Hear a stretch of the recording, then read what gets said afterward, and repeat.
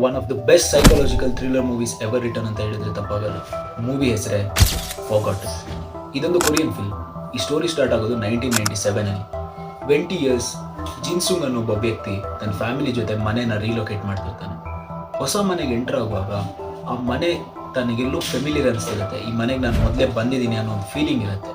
ಮನೆ ಒಳಗೋದ್ಮೇಲೆ ಅಲ್ಲಿರೋ room, items ಎಲ್ಲ ಮೊದಲೇ ನಾನು ಎಕ್ಸ್ಪೀರಿಯನ್ಸ್ ಮಾಡಿದ್ದೀನಿ ಅಂತ ಒಂದು ಫೀಲಿಂಗ್ ಬರ್ತಾ ಇರುತ್ತೆ. ಬಟ್ ಏನು ಅಂತ ಅವನಿಗೆ ಎಕ್ಸಾಕ್ಟಾಗಿ ಗೊತ್ತಾಗ್ತಾ ಇರಲ್ಲ.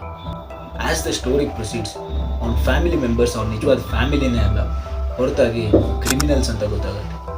ಈ ಇನ್ಸಿಡೆಂಟ್ನ ಅವನು ಪೊಲೀಸಿಗೆ ರಿಪೋರ್ಟ್ ಮಾಡೋಕ್ಕೆ ಹೋದಾಗ ಪೊಲೀಸ್ ಹೇಳೋದು, ಸ್ವಲ್ಪ ಕ್ಯಾಲೆಂಡರ್ ನೋಡು. ಅಲ್ಲಿರೋ calendar, systems, mobile, news paper ಎಲ್ಲದರಲ್ಲೂ 1997 ಇರಲ್ಲ, ಹೊರತಾಗಿ 2017 ಇರುತ್ತೆ. ಎಸ್, ಇದನ್ನು ಕೇಳಿ ಜಿನ್ಸುಂಗ್ ಶಾಕ್ ಆಗಿ ಹೊರಗೆ ಬಂದು ನೋಡಿದಾಗ is really in 2017 and not 1997. ಇದು ಹೇಗೆ ಸಾಧ್ಯ? ಯಾವುದೇ time travel, time machine concept ಇಲ್ಲದೆ ಇದು ಹೇಗಾಯಿತು? ಒಂದು ಸಿಂಪಲ್ ಕಾನ್ಸೆಪ್ಟ್ನ ಎಷ್ಟು ಬ್ಯೂಟಿಫುಲ್ ಆಗಿ ಎಕ್ಸಿಕ್ಯೂಟ್ ಮಾಡ್ಬೋದು ಅನ್ನೋದನ್ನ ಫಾರ್ಗಾಟನ್ ಮೂವಿ ತೋರಿಸ್ಕೊಡುತ್ತೆ.